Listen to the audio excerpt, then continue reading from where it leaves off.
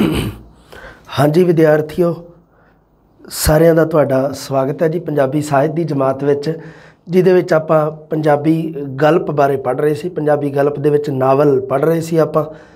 ਤੇ ਹੁਣ ਆਪਣਾ ਅਗਲਾ ਜਿਹੜਾ ਨਾਵਲਕਾਰ ਹੈ ਐਕਚੁਅਲੀ ਦੇ ਵਿੱਚ ਉਹ ਇੱਕ ਇਸਤਰੀ ਨਾਵਲਕਾਰ ਹੈ।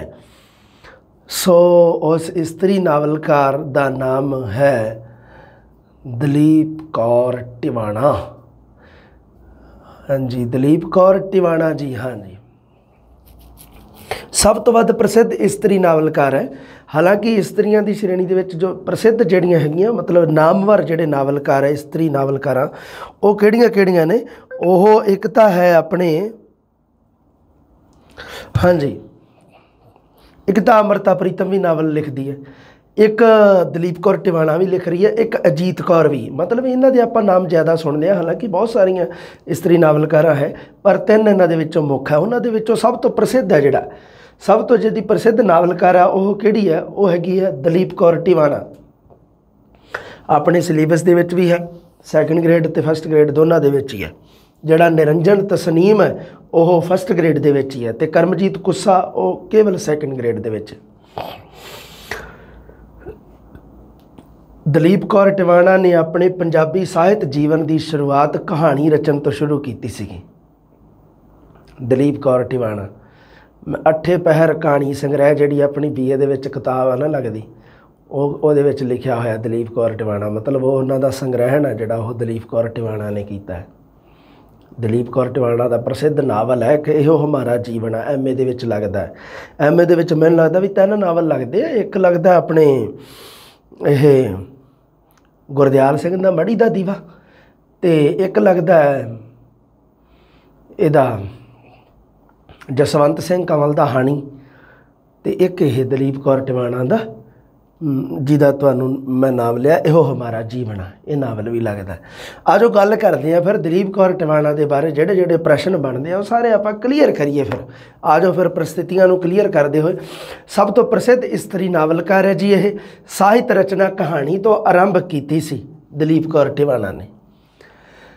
नारीवादी दृष्टि बिल्कुल सही है, क्योंकि आप खुद एक इस्त्री होने के नाते ये भी एक मतलब रिस्पोंसिबिलिटी है, फर्ज है कि वह नारीवादी दृष्टि को सामने लैके आए।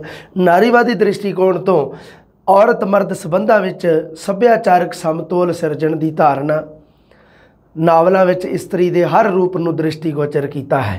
हर रूप का मतलब की है, घरेलू औरत, पढ़ी लिखी, नौकरी वाली, शादीशुदा, तलाकशुदा, ये सारे तरह की औरत नूं जिहड़ी घर दे विच की है भी एक औरत जिहदा घर दे नाल संबंध एक पत्नी के रूप, एक भैन के रूप, एक माँ के रूप में, हर रिश्ते के रूप में हर प्रकार की औरत नूं इस्त्री के हर रूप नूं अपने नावलों दे विच दृष्टिगोचर किया है। किहने किया है जी?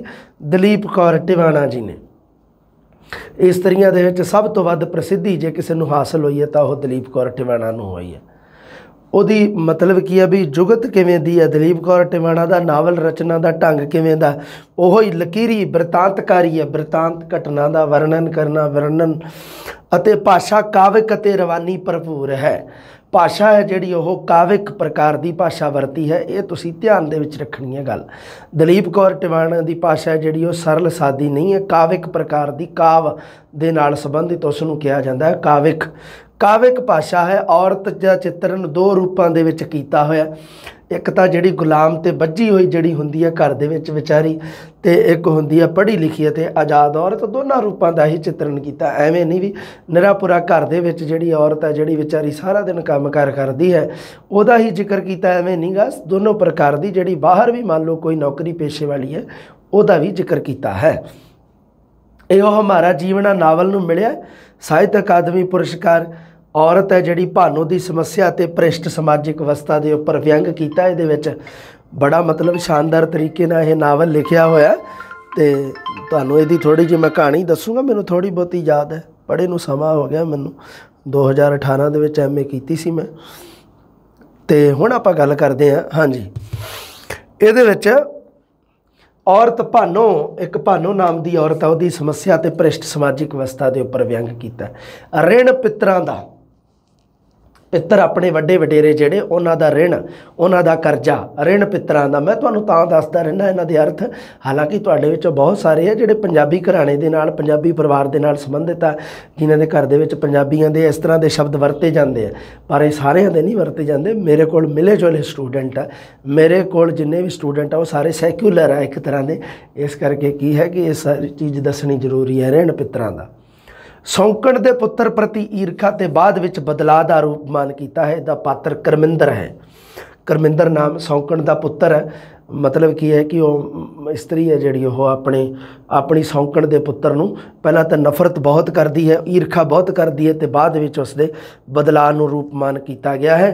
ते इहदा नावल दा नाम है ऋण पितरां दा। हौली हौली नावलों के नाम सारिਆਂ दे तुहानूं ध्यान दे विच आ जाणगे, शायद मैं इकट्ठे लिख भी दिते होणगे किते, मैं तो लिखण नूं तां किहड़ी वड्डी गल है। आ वेखो लिखे अग्नि परीक्षा पहला नावल सी इहदा 1968 दे विच लिखिया, फिर 1969 दे विच इहो हमारा जीवना लिखिया, तीली दा निशान 1917, दोनों दे सन ध्यान दे विच रखने, अग्नि परीक्षा ते इहो हमारा जीवना दोनों दे।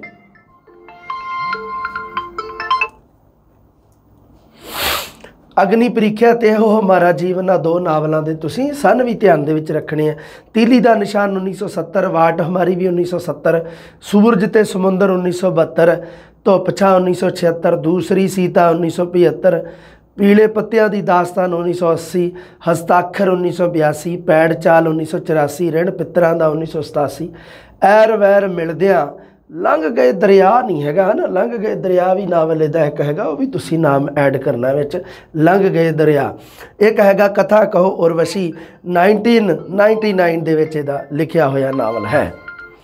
सो ये है बेटा जी, ये हो गए नावल, ये नाम हो गए अपने दलीप कौर टिवाणा के नावलों के नाम है। अग्नि परीक्षा ते हो हमारा जीवना, ये जड़े ये थोड़े जे प्रसिद्ध नावल है। हाँ, हालांकि यह जो कथा कहो उर्वशी है जोड़ा वाहवा मतलब हैगा वाढकारी नावल लिखा है, इसलिए ये बारे भी आप जिक्र करांगे। ऋण पितरां दा कथा कहो उर्वशी मूल मसला घर नूं आश्रम बनाउण जां मार्केट बनाउण विचकार लटकिया दिखाई दिंदा है। कथा कहो उर्वशी का जोड़ा विषय है वो की है भी घर नूं की बनाउणा, आश्रम बनाउणा है कि घर नूं एक मार्केट बनाउणा है। कथा कहो उर्वशी। अग्नि परीक्षा 1968 दे विच लिखिया गया, ਇਹਦਾ पहला नावल है। पहले नावल ਦੀਆਂ ਤੁਸੀਂ खास ਗੱਲਾਂ ਸਾਰੀਆਂ ध्यान ਦੇ ਵਿੱਚ ਰੱਖਣੀਆਂ। प्रश्न देख लो किवें ਬਣਦਾ ਹੁੰਦਾ। पहला नावल अग्नि परीक्षा है, कदों प्रकाशित होया 1968 ਦੇ ਵਿੱਚ 1968 ਦੇ ਵਿੱਚ। पहला नावल है रामायण विचली एक मिथ नूं नवें संदर्भ विच पेश किया है। सीता वांग मर्द होमै अजोकी नारी दी परीक्षा इहदे विच लई गई है, और जे एक मिथ कथा जिहड़ी है उस ते आधारित है। ये कहा जाता है कि जदों जिहड़ी सीता जी सी ਉਹ ਜਦੋਂ बनवास कट के वापस आउंदे आ अयोध्या दे विच रामचंद्र जी भी आ जाते हैं, तो वह की करते हैं भी लोगों दी गल्लां नूं सुन के तो वह अपनी पत्नी की परीक्षा लेना चाहते हैं, अग्नि परीक्षा। तो वह है जिहड़ी फिर परीक्षा दिंदी है, खरी भी उतरदी है। सो ये सारियां गल्लां है ना तुसीं सुनियां पढ़ियां जां तुसीं रामायण वगैरह नाटक सीरीयल जे देखिया उहदे विच देखियां होणीआं। उस मिथ कथा नूं आधार बना के, उस कहानी नूं कथा नूं आधार बना के इहदे विच की है कि अग्नि परीक्षा नावल की रचना की गई है कि अज की जिहड़ी मर्द होम है, मर्द मनुख के अंदर का जिहड़ा अहंकार घमंड है वो भी नारी नूं इस तरह ही कह रहा कि तू भी परीक्षा दे। समय अज समय हुंदा है इन्हां दा समा, ये मतलब की है भी हालांकि ये चीज़ां आपां नूं असल दे विच ना मैं एक मुंडियां वास्ते ये गल कहना है भी बेटा जिंदगी है ना जिहड़ी ये मतलब की है भी बड़ी शानदार है। जिवें मान लो तुहाडे विचों बहुत सारे इस तरह के होणगे जिहड़े मैरिड भी होणगे, बहुत सारे एवें दे भी होणगे जिहड़े अनमैरिड होणगे जिन्हां दे वास्ते जां कोई माता पिता रिश्ता भी लभ रहे होणगे। परिस्थितियां हालात है ना हर किसी ते गुजर जाते हैं, है ना। ये गल नूं हमेशा याद रखियो, जिंदगी दे विच कदे भी अपना जिहड़ा तुहाडा पार्टनर है ना उन्होंने तुसीं मतलब कि भी इस दायरे दे विच नहीं लियाउणा गा। ये जिंदगी है बेटा जी, तो ये तुहानूं क्योंकि एवें तो है नहीं भी एक जिंदगी एक नूं खराब कर लो, दो जिंदगियां एवें तो है नहीं, जिंदगी एक ही है अपने कोले, उन्होंने आपां सही सुचज्जे ढंग नाल जीना है ना। तो ये मतलब की है भी मैं ये जिक्र करता हुन्ना कई बारी, मेरी माँ एक गल कहिंदी हुंदी है कि औरत है ना जिहड़ी ये मतलब मिट्टी वर्गी है, इनू जिवें दा मर्जी मतलब इनू बना लो, इस दा रूप मुहांदरा ये तुहाडे हत्थ दे विच है। ਤਾਂ ਇਹ मतलब ਕੀ ਹੈ ਵੀ ਉਸ ਨੂੰ ਇਸ ਤਰ੍ਹਾਂ ਨਹੀਂ ਆਪਾਂ ਉਸ ਅਵਸਥਾ ਦੇ ਵਿੱਚ ਨਹੀਂ ਲੈ ਕੇ ਜਾਣਾ ਜਿੱਥੇ ਉਹਦੇ ਸਬਰ ਦੇ ਬੰਨ੍ਹ ਟੁੱਟ ਜਾਣ। ਔਰਤ ਨੂੰ ਪਰਮਾਤਮਾ ਨੇ ਸਭ ਤੋਂ ਜ਼ਿਆਦਾ ਸਬਰ ਦਿੱਤਾ ਹੈ, ਸੰਤੋਖ ਜੇ ਕਿਸੇ ਨੂੰ ਸਭ ਤੋਂ ਜ਼ਿਆਦਾ। ਮੇਰੀ ਗੱਲ ਚੇਤੇ ਰੱਖਿਓ ਅੱਜ ਤੋਂ ਬਾਅਦ ਹਮੇਸ਼ਾ, ਤੁਸੀਂ ਪੜ੍ਹੇ ਲਿਖੇ ਹੋ ਸਾਰੇ, ਤੁਹਾਡੇ ਵਿੱਚੋਂ ਬਹੁਤ ਸਾਰੇ, ਤੁਸੀਂ ਸਾਰੇ ਬਹੁਤ ਸਾਰੇ ਤੱਕੀ, ਮੈਂ ਤਾਂ ਇਹੀ ਚਾਹੁੰਦਾ ਵੀ ਤੁਸੀਂ ਸਾਰੇ ਹੀ ਸਰਕਾਰੀ ਨੌਕਰੀ 'ਤੇ ਲਓ, ਜਿਹੜੇ ਮਿਹਨਤ ਕਰਦੇ ਹੋ, ਤੁਸੀਂ ਜੋ ਡਿਜ਼ਰਵ ਕਰਦੇ ਹੋ ਤੁਹਾਨੂੰ ਮਿਲੇ। ਇਹ ਗੱਲ ਯਾਦ ਰੱਖਿਓ, ਸਭ ਤੋਂ ਜ਼ਿਆਦਾ ਸਬਰ ਸੰਤੋਖ ਰੱਬ ਨੇ ਜੇ ਕਿਸੇ ਨੂੰ ਦਿੱਤਾ ਤਾਂ ਉਹ ਔਰਤ ਦੇ ਹਿੱਸੇ ਆਇਆ, ਹੋਰ ਕਿਸੇ ਦੇ ਹਿੱਸੇ ਨਹੀਂ ਆਇਆ। ਤੁਸੀਂ ਦੇਖ ਲਓ ਵੀ ਉਹਦੇ मतलब ਕੀ ਹੈ ਵੀ ਉਹਦੀ ਅਵਸਥਾ ਇੱਕ ਜਦੋਂ ਉਹ 12-13 ਸਾਲ ਦੀ, ਕੋਈ 10-11-12 ਸਾਲ ਦੀ, ਉਸ ਅਵਸਥਾ ਤੋਂ ਹੀ ਉਹਦਾ ਸਬਰ ਹੈ ਜਿਹੜਾ ਉਹ ਪਰਖਣਾ ਸ਼ੁਰੂ ਹੋ ਜਾਂਦਾ। ਇਸ ਗੱਲ ਨੂੰ ਤੁਸੀਂ ਹਮੇਸ਼ਾ ਮਾਈਂਡ ਦੇ ਵਿੱਚ ਰੱਖਣਾ, ਉਹ ਕਿਹਨਾਂ ਪ੍ਰਸਥਿਤੀਆਂ ਦੇ ਵਿੱਚੋਂ मतलब ਲੰਘਦੀ ਹੈ ਇੱਕ। ਸੋ ਇਹ ਹੈ ਜਿਹੜਾ ਜੀਵਨ ਜੀਣ ਦਾ ਜਿਹੜਾ ਇੱਕ मतलब ਕੀ ਹੈ ਵੀ ਆਜ਼ਾਦ ਜੀਵਨ ਜੀਣ ਦਾ ਹਰ ਕਿਸੇ ਦਾ ਅਧਿਕਾਰ ਹੈ। ਅਤੇ ਪਰ ਜਦੋਂ ਆਪਾਂ ਆਪਣੇ ਆਪ ਨੂੰ ਇਸ ਤਰੀਕੇ ਨਾਲ मतलब ਇੱਕ ਐਡਜਸਟ ਕਰਦੇ ਹਾਂ ਨਾ ਮਾਹੌਲ ਦੇ ਵਿੱਚ, ਤਾਂ ਉਹ ਬੜੀ ਤਕੜੀ ਗੱਲ ਹੈ। ਇਹ ਤੁਸੀਂ ਜ਼ਰੂਰ मतलब ਜ਼ਿੰਦਗੀ ਦੇ ਵਿੱਚ ਧਿਆਨ ਰੱਖੋ, ਕਿਉਂਕਿ ਕਈ ਵਾਰੀ ਕੀ ਹੁੰਦਾ ਵੀ ਇੱਕ ਆਪਾਂ ਕਹਿ ਦਿੰਦੇ ਹਾਂ ਨਾ ਆਪਣੇ ਵੀ ਉਂਗਲਾਂ ਲਾਉਣ ਵਾਲੇ ਬੜੇ ਹੁੰਦੇ ਆ, ਤਾਂ ਇਹ ਰਾਮਚੰਦਰ ਜੀ ਨੂੰ ਉਂਗਲਾਂ ਲਾਉਣ ਵਾਲੇ ਬਹੁਤ ਸੀਗੇ। ਅਤੇ ਇਹਨਾਂ ਦੇ ਵਿੱਚੋਂ ਨਾ ਤੁਸੀਂ ਥੋੜ੍ਹਾ ਜਿਹਾ ਇਹ ਗੱਲ ਧਿਆਨ ਦੇ ਵਿੱਚ ਰੱਖਿਆ ਕਰੋ ਕਿ ਕੋਈ ਆਪਣਾ ਰਿਸ਼ਤੇਦਾਰ, ਕੋਈ ਸਕਾ ਸੰਬੰਧੀ ਹੈ ਜਿਹੜਾ, ਪਹਿਲੀ ਗੱਲ ਦੇਖੋ ਮੈਂ ਤਾਂ ਨਹੀਂ ਮੰਨਦਾ ਮਾਂ ਪਿਓ ਤੋਂ ਇਲਾਵਾ ਕੋਈ ਸਕਾ ਸੰਬੰਧੀ ਨਹੀਂ ਗਾ, ਸਿਰਫ ਮਾਂ ਪਿਓ, ਹੋਰ ਕੋਈ ਨਹੀਂ। ਬਾਕੀ ਹੈ ਜਿਹੜੇ ਤੁਹਾਡੇ ਨਾਲ ਧੋਖਾ ਕਰ ਸਕਦੇ ਆ, ਧੋਖਾ ਕਮਾ ਸਕਦੇ ਆ, ਤੁਹਾਡੇ ਸਕੇ ਭੈਣ ਭਰਾ ਤੁਹਾਡੇ ਨਾਲ ਧੋਖਾ ਕਰ ਸਕਦੇ ਆ, ਇਹਦੇ ਵਿੱਚ ਕੋਈ ਦੋ ਰਾਏ ਨਹੀਂ। ਹੁੰਦਾ ਆਇਆ ਦੁਨੀਆ 'ਤੇ ਮਾਂ ਪਿਓ ਤੁਹਾਡੇ ਨਾਲ ਕਦੇ ਨਹੀਂ ਧੋਖਾ ਕਰਨਗੇ, ਤੁਹਾਡਾ ਕਦੇ ਵੀ ਮਾੜਾ ਨਹੀਂ ਸੋਚਣਗੇ, ਭਾਵੇਂ ਤੁਸੀਂ ਕਿੰਨਾ ਵੀ ਅੱਗੋਂ ਕਹਿ ਦਿਓ, ਕੁਛ ਵੀ ਕਹਿ ਲਓ। ਸੋ ਇਹ ਥੋੜ੍ਹਾ ਜਿਹੀਆਂ ਗੱਲਾਂ ਮੈਂ ਵੈਸੇ ਹੀ ਮੇਰੇ ਮਾਈਂਡ ਦੇ ਵਿੱਚ ਕਈ ਵਾਰੀ ਆਉਂਦੀ ਹੈ, ਕਿਉਂਕਿ ਜੀਵਨ ਵੀ ਤਾਂ ਜੀਣਾ ਨਾ, ਸਦਾਚਾਰਕ ਜੀਵਨ ਵੀ ਤਾਂ ਹੋਣਾ ਚਾਹੀਦਾ, ਸਾਰੀਆਂ ਗੱਲਾਂ ਹੀ ਹੋਣੀਆਂ ਚਾਹੀਦੀਆਂ।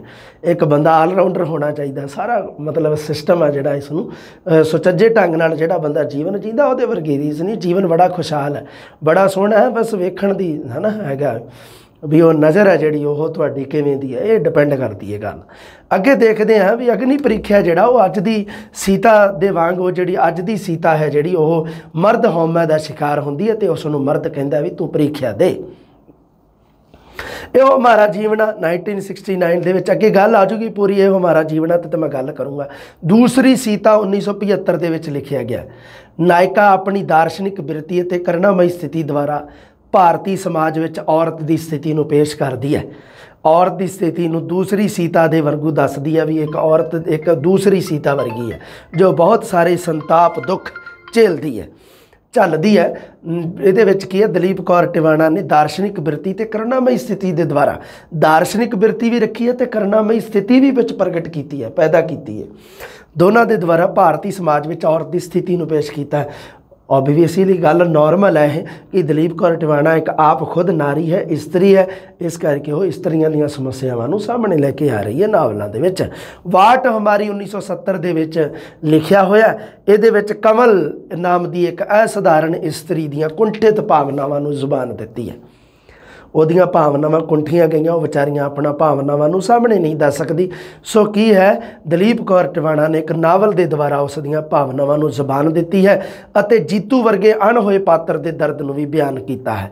ਇਹਦੇ ਵਿੱਚ ਕੀ ਹੈ, ਕਮਲ ਇੱਕ ਨਾਰੀ ਹੈ ਅਤੇ ਜੀਤੂ ਇੱਕ ਬਾਲ ਮਜ਼ਦੂਰ ਹੈ, ਜੋ ਦੋਨੇ ਇੱਕੋ ਜਿਹੀ ਹੋਣੀ ਫੇਟ ਉਹਨਾਂ ਦਾ ਜਿਹੜਾ ਦੁੱਖ ਹੈ ਜਿਹੜਾ ਉਹ ਇੱਕੋ ਜਿਹਾ ਹੈ। ਉਹਨਾਂ ਦੇ ਉੱਪਰ ਜਿਹੜੀ ਤਰਾਸਦੀ ਘਟ ਰਹੀ ਹੈ, ਇਸ ਨਾਵਲ ਦੇ ਵਿੱਚ ਜਿਹੜੀ ਤਰਾਸਦੀ ਪੈਦਾ ਹੋਈ ਹੈ ਉਹਨਾਂ ਦੇ ਜੀਵਨ ਦੇ ਵਿੱਚ, ਉਹ ਦੋਨਾਂ ਦੀ ਨੂੰ ਵਾਟ ਹਮਾਰੀ ਨਾਵਲ ਦੇ ਵਿੱਚ ਪੇਸ਼ ਕੀਤਾ। ਇਹਦੇ ਦੋ ਪਾਤਰ ਮੁੱਖ ਹੈ, ਇੱਕ ਕਮਲ ਇਸਤਰੀ ਦਾ ਨਾਮ ਹੈ ਅਤੇ ਜੀਤੂ ਇੱਕ ਬਾਲ ਮਜ਼ਦੂਰ ਹੈ। ਇਹਦੇ ਵਿੱਚ ਨਾਰੀ ਅਤੇ ਬਾਲ ਮਜ਼ਦੂਰ ਦੀ ਕਥਾ ਨੂੰ ਬਿਆਨ ਕੀਤਾ, ਉਹਨਾਂ ਦੀ ਹੋਣੀ ਨੂੰ, ਉਹਨਾਂ ਦੀ ਤਰਾਸਦੀ ਨੂੰ ਇਸ ਨਾਵਲ ਦੇ ਵਿੱਚ। ਨਾਵਲ ਦਾ ਨਾਮ ਹੈ ਵਾਟ ਹਮਾਰੀ। ਸਾਰੇ ਨਾਵਲ ਹੈ ਜਿਹੜੇ ਕਿਸੇ ਅਣਚਾਹੀ ਜਾਂ ਅਨੁਚਿਤ ਸਥਿਤੀ ਦੇ ਵਿਰੁੱਧ ਪ੍ਰੋਟੈਸਟ ਵਿੱਚੋਂ ਪੈਦਾ ਹੋਏ ਹਨ। ਪ੍ਰੋਟੈਸਟ ਕਰਦੇ ਹੁੰਦੇ ਨਾ, ਕਿਸਾਨਾਂ ਦਾ ਪ੍ਰੋਟੈਸਟ ਹੋ ਗਿਆ ਜੀ, ਫਲਾਣੇ ਬੈਂਕ ਵਾਲਿਆਂ ਨੇ ਪ੍ਰੋਟੈਸਟ ਕਰਤਾ ਜੀ। ਸਾਰੇ ਨਾਵਲ ਹੈ ਜਿਹੜੇ मतलब ਕੀ ਹੈ ਵੀ ਪ੍ਰੋਟੈਸਟ ਸ਼ਬਦ ਦਾ ਸੰਬੰਧ ਦਲੀਪ ਕੌਰ ਟਿਵਾਣਾ ਦੇ ਨਾਲ। ਜਿਹੜੀ ਗੱਲ ਸਿੱਧੀ ਮੈਂ ਤੁਹਾਨੂੰ ਡਾਇਰੈਕਟ ਜਿਹਨੂੰ ਕਹਿ ਦਿੰਦੇ ਨਾ ਠਾਹ ਸੋਟਾ ਮਾਰਨਾ, ਉਹ ਤੁਹਾਨੂੰ ਦੱਸ ਦੇਣਾ ਵੀ ਪ੍ਰੋਟੈਸਟ ਸ਼ਬਦ ਦਾ ਸੰਬੰਧ ਕਿਹਦੇ ਨਾਲ ਹੈ, ਦਲੀਪ ਕੌਰ ਟਿਵਾਣਾ ਦੇ ਨਾਲ। ਮਤਲਬ ਕੀ ਹੈ ਕਿ ਪ੍ਰਸਥਿਤੀ ਇਸ ਤਰ੍ਹਾਂ ਦੀ ਪੈਦਾ ਹੋ ਜਾਂਦੀ ਹੈ, ਇੱਕ ਅਣਚਾਹੀ ਜਿਹਨੂੰ ਆਪਾਂ ਨਹੀਂ ਚਾਹੁੰਦੇ ਉਹ ਪ੍ਰਸਥਿਤੀ ਪੈਦਾ ਹੋ ਜਾਏ, ਇੱਕ ਅਨੁਚਿਤ ਸਥਿਤੀ ਪੈਦਾ ਹੋ ਜਾਏ, ਉਹਦੇ ਵਿੱਚੋਂ ਜੋ ਪ੍ਰੋਟੈਸਟ, ਉਹਦੇ ਵਿਰੋਧ ਦੇ ਵਿੱਚ ਜਿਹੜੀ ਆਵਾਜ਼ ਉੱਠਦੀ ਹੈ, ਉਸ ਦੇ ਪ੍ਰਤੀ ਉੱਤਰ ਦੇ ਵਿੱਚ, ਉਸ ਦੇ ਪ੍ਰਤੀਕਰਮ ਦੇ ਵਿੱਚ ਉਸ ਨੂੰ ਦਰਸਾਇਆ ਗਿਆ ਹੈ ਲਗਭਗ ਸਾਰੇ ਨਾਵਲਾਂ ਵਿੱਚ। ਕਥਾ ਕਹੋ ਉਰਵਸ਼ੀ ਇਹ 1999 ਦੇ ਵਿੱਚ ਲਿਖਿਆ ਗਿਆ, ਸਭ ਤੋਂ ਵੱਡਾ ਤੇ ਵਕਾਰੀ ਨਾਵਲ ਹੈ। ਇਹਦੇ ਵਿੱਚ 5 ਨਾਵਲ ਅੱਗੇ ਲਿਖੇ ਗਏ ਆ, ਸਭ ਤੋਂ ਵੱਡਾ ਤੇ ਵਕਾਰੀ ਨਾਵਲ ਇਹਦਾ ਲਿਖਿਆ ਗਿਆ। ਇਹਦੇ ਅੱਗੇ 5 ਭਾਗ ਹੈ, 5 ਨਾਵਲ ਹੈ ਇਹਦੇ। ਕਥਾ ਕਾਲੇ ਕੂਹਾਂ ਦੀ, ਕਥਾ ਕਲਯੁਗ ਦੀ, ਕਥਾ ਅਣਕਹੀ, ਕਥਾ ਇੱਕ ਹੌਂਕੇ ਦੀ, ਕਥਾ ਕਾਲ ਅਕਾਲ ਦੀ।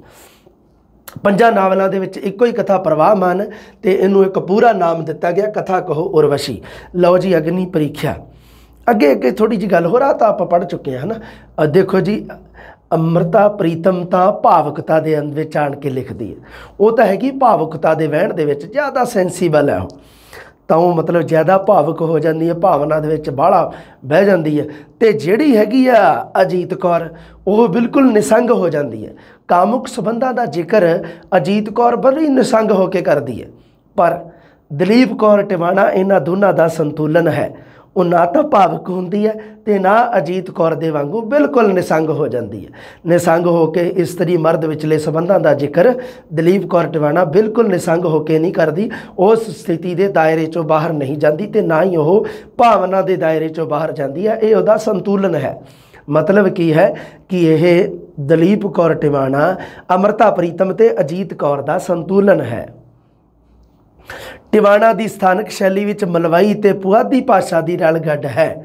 ਦੇਖੋ ਜੀ, ਦਲੀਪ ਕੌਰ ਟਿਵਾਣਾ ਜਦੋਂ ਆਪਣਾ ਨਾਵਲ ਲਿਖਦੀ ਹੈ ਤਾਂ ਉਹਦੇ ਵਿੱਚ 2 ਭਾਸ਼ਾਵਾਂ ਦਾ ਜ਼ਿਆਦਾਤਰ ਵਰਤੋਂ 2 ਭਾਸ਼ਾਵਾਂ ਦੀ ਹੈ, ਮਲਵਈ ਪਲੱਸ ਪੁਆਧੀ। ਮਲਵਈ ਪਲੱਸ ਪੁਆਧੀ, ਪੁਆਧੀ ਬੋਲੀ ਜਿਹਨੂੰ ਆਪਾਂ ਕਹਿ ਦਿੰਦੇ ਹਾਂ। ਲੰਘ ਗਏ ਦਰਿਆ, ਜਿਹੜਾ ਉਹ ਪਟਿਆਲਾ ਰਿਆਸਤ ਦੀ ਸਾਮਤਵਾਦੀ ਸੱਭਿਆਚਾਰ ਪਿਛੋਕੜ ਦਾ ਜ਼ਿਕਰ ਕੀਤਾ ਲੰਘ ਗਏ ਦਰਿਆ ਨਾਵਲ ਦੇ ਵਿੱਚ। ਜਿਮੀ ਪੁੱਛੇ ਅਸਮਾਨ ਨਾਵਲ ਦੇ ਵਿੱਚ ਕੀ ਹੈ, ਪੰਜਾਬ ਦੇ ਸੰਕਟ ਕਾਲ ਵਿਸ਼ੇਸ਼ ਕਰਕੇ 1984 ਦੇ ਵਿੱਚ ਸਾਕਾ ਨੀਲਾ ਤਾਰਾ, ਆਪਰੇਸ਼ਨ ਬਲੂ ਸਟਾਰ, 1984 ਤੁਹਾਨੂੰ ਪਤਾ ਹੀ ਹੈ, ਤੁਸੀਂ ਸਾਰੇ ਜਾਣਦੇ ਹੋ। ਉਸ ਦੇ ਕਾਲੇ ਖੰਡ ਦਾ ਪ੍ਰਭਾਵਵਾਦੀ ਚਿੱਤਰਨ ਜਿਮੀ ਪੁੱਛੇ ਅਸਮਾਨ ਜਿਹੜਾ ਨਾਵਲ ਦੇ ਵਿੱਚ ਕੀਤਾ। ਕਹਿਣ ਦਾ ਮਤਲਬ ਜਿਮੀ ਪੁੱਛੇ ਅਸਮਾਨ ਨਾਵਲ ਦਾ ਵਿਸ਼ਾ 1984 ਦਾ ਜਿਹੜਾ ਸਾਕਾ ਨੀਲਾ ਤਾਰਾ, ਜਿਹਨੂੰ ਆਪਰੇਸ਼ਨ ਬਲੂ ਸਟਾਰ ਕਹਿੰਦੇ ਆ, ਉਹਦਾ ਜ਼ਿਕਰ ਹੈ। ਅੱਗੇ ਹੁਣ ਦੇਖੋ ਜੀ, ਹੁਣ ਗੱਲ ਕਰਦਾ ਮੈਂ ਤੁਹਾਨੂੰ ਨਾਲ, ਹਾਂ, ਆਪਣਾ ਨਾਵਲ ਕਿਹੜਾ ਸੀਗਾ ਜਿਹਦਾ ਨਾਮ ਹੈ ਇਹੋ ਹਮਾਰਾ ਜੀਵਣਾ, 1969 ਦੇ ਵਿੱਚ ਲਿਖਿਆ ਗਿਆ। ਭਾਨੋ ਹੈ ਜਿਹੜੀ, ਉਸ ਨੂੰ ਇੱਕ ਅਮਲੀ ਵਿਆਹ ਕੇ ਲਿਆਉਂਦਾ ਹੈ। ਕਹਾਣੀ ਕੁਝ ਇਸ ਤਰ੍ਹਾਂ ਸ਼ੁਰੂ ਹੁੰਦੀ ਹੈ ਵੀ ਉਹਨੂੰ ਲੈ ਕੇ ਆਉਂਦਾ ਹੈ ਜਦੋਂ, ਤਾਂ ਉਹ ਕੀ ਹੈ ਵੀ ਉਹ ਹੁਣ ਬੜਾ ਮਤਲਬ ਉਹਨੂੰ ਬੜੀ ਸ਼ਾਨਦਾਰ ਵਿਖਾਇਆ ਗਿਆ ਵੀ ਉਹ ਬੜੀ ਕੰਮਕਾਰ ਦੇ ਵਿੱਚ ਰੁੱਝੀ ਹੋਈ ਹੈ, ਘਰ ਨੂੰ ਬੜਾ ਮਤਲਬ ਰੱਖਦੀ ਹੈ, ਤਾਂ ਉਹ ਥੋੜ੍ਹਾ ਜਿਹਾ ਸ਼ੱਕੀ ਜਿਹੇ ਕਿਸਮ ਦਾ ਹੁੰਦਾ। ਤਾਂ ਉਹ ਕੀ ਹੈ ਵੀ ਉਹਦੇ ਵੀ ਜਿਹੜਾ ਭਾਨੋ ਨੂੰ ਵਿਆਹ ਕੇ ਲਿਆਉਂਦਾ, ਉਹਦਾ ਹੁਣ ਮੈਨੂੰ ਨਾਂ ਨੂੰ ਤਾਂ ਨਹੀਂ ਚੇਤੇ, ਛੱਡੋ ਉਹਨੂੰ, ਕਹਾਣੀ ਸਿੱਧੀ ਡਾਇਰੈਕਟ ਸੁਣ ਲਓ, ਕਿਤੇ ਪੜ੍ਹਨ ਦਾ ਮੌਕਾ ਮਿਲੇ ਤਾਂ ਤੁਸੀਂ ਪੜ੍ਹ ਲਿਓ। ਬਾਕੀ ਜੇ ਕਿਤੇ ਜ਼ਿਕਰ ਆਇਆ ਤਾਂ ਫਿਰ ਮੈਂ ਤੁਹਾਨੂੰ ਸਾਰੇ ਕਰੈਕਟਰਾਂ ਦੇ ਉਹਨਾਂ ਦੇ ਨਾਮ ਗਿਣਾ ਦੂੰਗਾ ਵੀ ਕਰੈਕਟਰ ਕਿਹੜੇ ਸੀਗੇ। ਭਾਨੋ ਦਾ ਮੈਨੂੰ ਜ਼ਿਆਦਾ ਨਾਮ ਧਿਆਨ। ਤਾਂ ਉਹ ਜਿਹੜਾ ਅਮਲੀ ਹੁੰਦਾ ਤੇ ਉਹਦੇ ਮਤਲਬ ਕੀ ਹੈ ਵੀ ਉਹ ਕੋਈ, ਕਹਿਣ ਦਾ ਮਤਲਬ ਡਾਇਰੈਕਟ ਤੁਹਾਡੇ ਨਾਲ ਗੱਲ ਕਰਦਾ, ਤੁਸੀਂ ਸਾਰੇ ਸਿਆਣੇ ਬੱਚੇ ਹੋ, ਕੋਈ ਦਿੱਕਤ ਨਹੀਂ, ਡਾਇਰੈਕਟ ਵੀ ਉਹਦੇ ਕੋਈ ਬੱਚਾ ਪੈਦਾ ਉਹ ਨਹੀਂ ਕਰ ਸਕਦਾ। ਤਾਂ ਪਰ ਉਹ ਜਿਹੜੀ ਉਹ ਆਪ ਸੁਆਣੀ ਇਸਤਰੀ ਹੁੰਦੀ ਹੈ, ਤਾਂ ਉਹਨੂੰ ਮਤਲਬ ਕੀ ਹੈ ਵੀ ਪਿੰਡ ਦੀਆਂ ਜਿਹੜੀਆਂ ਬੁੜੀਆਂ ਜਨਾਨੀਆਂ ਕੋਈ ਮਿਹਣੇ ਵਗੈਰਾ ਮਾਰਦੀਆਂ ਜਾਂ ਕੋਈ ਆਂਢਣਾ ਗਵਾਂਢਣਾ ਕੋਈ ਵੀ ਕਹਿ ਲਓ, ਉਸ ਅਮਲੀ ਦਾ ਮੈਨੂੰ ਦਾ ਨਾਮ ਨਹੀਂ ਧਿਆਨ ਗਾ, ਅਮਲੀ ਕਹੂੰਗਾ ਹੁਣ ਮੈਂ ਉਹਨੂੰ, ਵੀ ਉਹ ਅਮਲੀ ਦਾ ਕੋਈ ਪਰਿਵਾਰ ਦੇ ਵਿੱਚ ਕੋਈ ਸਾਕ ਸੰਬੰਧੀ ਹੈ ਜਿਹੜਾ ਕੋਈ ਉਹਨੂੰ ਬੜੇ ਮਿਹਣੇ ਮਾਰਦਾ, ਉਹ ਬੜੀ ਦੁਖੀ ਹੈ ਵਿਚਾਰੀ।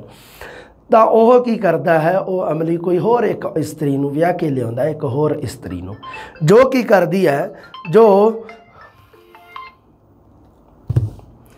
ਕਿਸੇ ਹੋਰ ਦੇ ਨਾਲ ਸਰੀਰਕ ਸੰਬੰਧ ਬਣਾ ਕੇ ਬੱਚਾ ਪੈਦਾ ਕਰ ਦਿੰਦੀ ਹੈ। ਸੋ ਉਹ ਹੈ ਜਿਹੜੀ ਉਹ ਮਤਲਬ ਕੀ ਹੈ ਵੀ ਹੁਣ ਉਹਦੇ ਵਿੱਚ ਕੀ ਹੁੰਦਾ ਹੈ ਵੀ ਹੁਣ ਉਹ ਤਾਂ ਜਿਹੜੀ ਕਿਸੇ ਹੋਰ ਦੇ ਨਾਲ ਸੰਬੰਧ ਬਣਾ ਕੇ ਜਿਹਨੇ ਇੱਕ ਮਤਲਬ ਕੀ ਹੈ ਵੀ ਉਹ ਮਾਂ ਬਣ ਗਈ, ਤਾਂ ਉਹ ਤੇ ਕੀ ਹੋਇਆ, ਉਹ ਤਾਂ ਹੋ ਗਈ ਸੱਚੀ ਦੁਨੀਆ ਦੇ ਸਾਹਮਣੇ ਵੀ ਮੈਨੂੰ ਤਾਂ ਕੋਈ ਪ੍ਰੋਬਲਮ ਨਹੀਂ, ਵੀ ਮੈਂ ਤਾਂ ਸਹੀ ਹੈ, ਨੋਰਮਲ ਹੈ, ਵੀ ਮੈਂ ਬੱਚਾ ਪੈਦਾ ਕਰਨ ਦੇ ਲਾਇਕ ਹੈ। ਤੇ ਪਰ ਉਹ ਜਿਹੜੀ ਭਾਨੋ ਹੈ ਜਿਹੜੀ, ਉਹ ਇਸ ਤਰ੍ਹਾਂ ਦਾ ਕੋਈ ਕਦਮ ਨਹੀਂ ਚੁੱਕਦੀ, ਉਹ ਆਪਣੇ ਪਤੀ ਦੇ ਪ੍ਰਤੀ ਵਫਾਦਾਰ ਰਹਿੰਦੀ ਹੈ। ਹੁਣ ਉਹਨੇ 2 ਜਨਾਨੀਆਂ ਰੱਖ ਛੱਡੀਆਂ ਸੀ, ਕਹਿਣ ਦਾ ਮਤਲਬ। ਤਾਂ ਉਹ ਜਿਹੜੀ ਹੌਲੀ ਹੌਲੀ ਉਹਦਾ ਘਰ ਦੇ ਵਿੱਚੋਂ ਪ੍ਰਭਾਵ ਹੈ ਜਿਹੜਾ ਉਹ ਘਟ ਜਾਂਦਾ ਹੈ ਤੇ ਉਹ ਇੱਕ ਸਮਾਂ ਪੈ ਕੇ ਆਪਣੇ ਉਸ ਘਰੋਂ ਨਿਕਲਣ ਵਾਸਤੇ ਮਜਬੂਰ ਹੋ ਜਾਂਦੀ ਹੈ। ਇਹੋ ਹਮਾਰਾ ਜੀਵਨ ਆ, ਵੀ ਇਹੀ ਜੀਵਨ ਆ। ਉਹ ਲਾਸਟ ਦੇ ਵਿੱਚ ਕਹਿੰਦੀ ਵੀ ਸ਼ਾਇਦ ਇਹੀ ਜੀਣਾ ਹੈ। ਉਹ ਰਾਤ ਦੇ ਹਨੇਰੇ ਦੇ ਵਿੱਚ ਉਸ ਨੂੰ ਘਰੋਂ ਬਾਹਰ ਜਾਂਦੀ ਨੂੰ ਦਿਖਾਇਆ ਜਾਂਦਾ। ਇੱਥੇ ਨਾਵਲ ਦਾ ਸ਼ਾਇਦ ਮੈਨੂੰ ਲੱਗਦਾ ਸਮਾਪਤ ਹੁੰਦਾ ਵੀ ਉਹ ਕੀ ਕਰਦੀ ਹੈ, ਆਪਣੇ ਸਮਾਜਿਕ ਕਦਰਾਂ ਕੀਮਤਾਂ ਦੇ ਨਾਲ ਸਮਝੌਤਾ ਨਹੀਂ ਕਰਦੀ। ਅਗਰ ਚਾਹੁੰਦੀ ਤਾਂ ਉਹ ਵੀ ਦੂਜੀ ਇਸਤਰੀ ਦੇ ਵਾਂਗ ਇਸ ਤਰ੍ਹਾਂ ਕਰਕੇ ਜਿਵੇਂ ਉਹਨੇ ਦੂਜੀ ਨੇ ਕੀਤਾ ਤਾਂ ਉਹ ਵੀ ਉਸ ਪਰਿਵਾਰ ਦੇ ਵਿੱਚ ਵਸ ਸਕਦੀ ਸੀ ਆਪਣੇ ਵਧੀਆ। ਪਰ ਉਹਨੇ ਇਸ ਤਰ੍ਹਾਂ ਆਪਣੇ ਸਮਝੌਤਾ ਨਹੀਂ ਕੀਤਾ ਆਪਣੇ ਆਦਰਸ਼ਵਾਦ ਨਾਲ ਤੇ ਉਹ ਅੰਤ ਦੇ ਵਿੱਚ ਉਹਦਾ ਜਿਹੜਾ ਦੁਖਾਂਤ ਜਿਹੜਾ ਅੰਤ ਹੁੰਦਾ, ਦੁੱਖ ਭਰਿਆ ਅੰਤ, ਉਹ ਇਸ ਨਾਵਲ ਦਾ ਹੁੰਦਾ। ਇਹੋ ਹਮਾਰਾ ਜੀਵਨ ਆ, ਵੀ ਇਹ ਹੀ ਸਾਡਾ ਜੀਵਨ ਆ। ਵੈਸੇ ਤਾਂ ਕੀ ਹੈ, ਤੁਸੀਂ ਆਪਣੇ ਬਾਬੇ ਫਰੀਦ ਦੇ ਸਲੋਕਾਂ ਦੇ ਵਿੱਚ ਹੀ ਆਉਂਦਾ ਇਹੋ ਹਮਾਰਾ ਜੀਵਨ ਆ, ਹੈ ਨਾ। ਇਹੋ ਹਮਾਰਾ ਜੀਵਨ ਆ ਤੂੰ ਸਾਹਿਬ ਸੱਚੇ ਵੇਖ। ਇਹ ਜਿਹੜੀ ਪੰਕਤੀ ਆਉਂਦੀ ਹੈ ਇਹ ਉੱਥੋਂ ਲਈ ਗਈ ਹੈ, ਇਹੋ ਹਮਾਰਾ ਜੀਵਨ ਆ। ਤੇ ਇਹ ਹੈ ਜਿਹੜਾ ਨਾਵਲ ਹੈ। ਥੋੜ੍ਹੀ ਜਿਹੀ ਮੈਂ ਕਿਹਾ ਚਲੋ ਤੁਹਾਡੇ ਨਾਲ ਗੱਲ ਮੈਂ ਸ਼ੇਅਰ ਜ਼ਰੂਰ ਕਰੂੰਗਾ ਅਗਰ ਤੁਸੀਂ ਕਿਸੇ ਨੇ ਪੜ੍ਹਨਾ ਹੋਵੇ। ਬੜਾ ਸ਼ਾਨਦਾਰ ਨਾਵਲ ਲਿਖਿਆ, ਦਲੀਪ ਕੌਰ ਟਿਵਾਣਾ ਬਹੁਤ ਸ਼ਾਨਦਾਰ ਲਿਖਦੀ ਹੈ ਤੇ ਮਲਵਈ ਤੇ ਪੁਆਧੀ ਭਾਸ਼ਾ ਦਾ ਰਲਗੱਡ ਬੜਾ ਸ਼ਾਨਦਾਰ ਲਿਖਿਆ ਉਹਨੇ, ਬਹੁਤ ਪਿਆਰੀ ਭਾਸ਼ਾ ਦੇ ਵਿੱਚ ਲਿਖਿਆ। ਤੇ ਉਹ ਮਤਲਬ ਕੀ ਆ ਵੀ ਆਪਾਂ ਨੂੰ ਜ਼ਿਆਦਾ ਇੱਕ ਹੁੰਦਾ ਜਿਵੇਂ ਨਾਨਕ ਸਿੰਘ ਦੇ ਨਾਵਲ ਆ ਜਾਂ ਆਪਣੇ ਗੁਰਦਿਆਲ ਸਿੰਘ ਦੇ, ਜਸਵੰਤ ਸਿੰਘ ਕਮਲ ਦੇ, ਇਹਨਾਂ ਨੂੰ ਪੜ੍ਹਦੇ ਆਪਾਂ ਖਿਜਣ ਲੱਗ ਜਾਂਦੇ ਆ ਵੀ ਇਹਦੀ ਕਹਾਣੀ ਦਾ ਐਂਡ ਨਹੀਂ ਹੁੰਦਾ। ਪਰ ਦਲੀਪ ਕੌਰ ਟਿਵਾਣਾ ਬੜੇ ਇੰਨੇ ਬੱਝਵੇਂ ਜਿਹੇ ਤਰੀਕੇ ਨਾਲ ਲਿਖਦੀ ਹੈ ਵੀ ਇਹਦਾ ਕਹਾਣੀ ਦਾ ਐਂਡ ਤਾਂ ਜਿਹੜਾ ਉਹ ਬੜਾ ਮਤਲਬ ਸ਼ਾਨਦਾਰ ਤਰੀਕੇ ਨਾਲ ਸਾਹਮਣੇ ਉੱਭਰ ਕੇ ਆਉਂਦਾ। ਸੋ ਇਹ ਜਿਹੜਾ ਸੀਗਾ ਆਪਣਾ ਦਲੀਪ ਕੌਰ ਟਿਵਾਣਾ ਵਾਲਾ ਚੈਪਟਰ ਹੈ ਜਿਹੜਾ ਨਾਵਲ, ਇਹ ਆਪਣਾ ਖਤਮ ਹੋ ਗਿਆ। ਇਹ ਤੁਸੀਂ ਸਾਰੀਆਂ ਗੱਲਾਂ ਚੇਤੇ ਦੇ ਵਿੱਚ ਰੱਖਣੀਆਂ। ਪਹਿਲੀ ਜਿਹੜਾ ਨਾਵਲ ਰਚਨਾ ਅਗਨੀ ਪ੍ਰੀਖਿਆ ਦੀ ਗੱਲ ਚੇਤੇ ਰੱਖਣੀ ਹੈ, ਉਹ ਹਮਾਰਾ ਜੀਵਨ ਆ। ਵੀ ਤੁਹਾਨੂੰ ਥੋੜ੍ਹੀ ਬਹੁਤੀ ਗੱਲ ਸ਼ਾਇਦ ਤੁਹਾਡਾ ਕੋਈ ਪ੍ਰਸ਼ਨ ਹੀ ਕੋਈ ਆ ਜੇ ਕੁਦਰਤੀ ਕਿਤੇ ਨਾ ਜਾਣੀਏ ਕੋਈ, ਉਹ ਸਹੀ ਹੋ ਸਕਦਾ ਤੁਹਾਡਾ। ਬਾਕੀ ਕੋਈ ਚੱਕਰ ਨਹੀਂ, ਤੁਸੀਂ ਟੈਨਸ਼ਨ ਫਰੀ ਹੋ ਕੇ ਵਧੀਆ ਬਸ ਤਿਆਰੀ ਕਰਦੇ ਰਹੋ। ਜਿਵੇਂ ਜਿਵੇਂ ਮੇਰੇ ਸਾਹਮਣੇ ਕੋਈ ਗੱਲਾਂ ਆਉਂਦੀਆਂ ਜਾਣਗੀਆਂ, ਤੁਹਾਨੂੰ ਪਤਾ ਹੀ ਆ ਮੇਰਾ ਕੀ ਆ, ਮੈਂ ਤਾਂ ਨੋਟ ਕਰਕੇ ਤੇ ਕਰ ਦੇਣੀ ਹੈ, ਤੁਹਾਨੂੰ PDF ਦੇ ਦੇਣੀ ਹੈ ਨਾ। ਮਿਲਦੇ ਹਾਂ ਜੀ ਅਗਲੀ ਜਮਾਤ ਵਿੱਚ। ਅਗਲੀ ਜਮਾਤ ਤਾਂ ਤੁਹਾਨੂੰ ਪਤਾ ਹੀ ਹੈ ਇੱਕ ਹੀ ਰਹਿ ਗਿਆ, ਆਪਣੇ ਕੀ ਨਾਂ ਲੈਂਦੇ ਆ, ਕਰਮਜੀਤ ਕੁੱਸਾ। ਕਰਮਜੀਤ ਕੁੱਸਾ ਹੈ ਜਿਹੜਾ ਉਹ ਆਧੁਨਿਕ ਨਵੀਂ ਪੀੜ੍ਹੀ ਦੇ ਜਿਹੜੇ ਨਾਵਲਕਾਰ ਆ ਉਹਨਾਂ ਦੇ ਵਿੱਚ ਸਭ ਤੋਂ ਜ਼ਿਆਦਾ ਪ੍ਰਸਿੱਧ ਹੈ। ਤੇ ਇਹ ਸਿਰਫ ਇਹਨੂੰ ਸੈਕੰਡ ਗ੍ਰੇਡ ਦੇ ਵਿੱਚ ਹੀ ਪੜ੍ਹਨਾ, ਫਸਟ ਗ੍ਰੇਡ ਵਾਲਿਆਂ ਨੇ ਨਹੀਂ ਇਹਨੂੰ ਪੜ੍ਹਨਾ। ਨਿਰੰਜਨ ਤਸਨੀਮ ਨੂੰ ਫਸਟ ਗ੍ਰੇਡ ਵਾਲਿਆਂ ਨੇ ਪੜ੍ਹਨਾ ਤੇ ਕਰਮਜੀਤ ਕੁੱਸੇ ਨੂੰ ਆਪਣੇ ਸੈਕੰਡ ਗ੍ਰੇਡ ਵਾਲਿਆਂ ਨੇ ਪੜ੍ਹਨਾ। ਬਸ ਬਾਕੀ ਸਾਰੇ ਕਾਮਨ ਹੀ ਹੈ, ਕਾਮਨ ਕਲਾਸਾਂ ਤੁਹਾਨੂੰ ਮਿਲ ਜਾਣਗੀਆਂ ਜੀ। ਮਿਲਦੇ ਹਾਂ ਜਲਦੀ, ਰੱਬ ਰਾਖਾ।